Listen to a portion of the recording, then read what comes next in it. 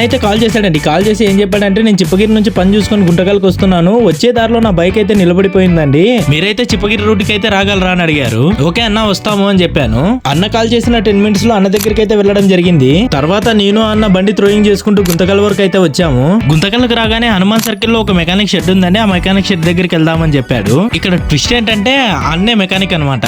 Order complete అవ్వగానే మరొక order అయితే వచ్చింది. వాట్సాప్ లో మీకు కొన్ని ఐటమ్స్ అన్ని పెట్టామండి, ఆ ఐటమ్స్ తీసుకుని మా ఇంటికి అయితే రాగలరా అని అడిగారు.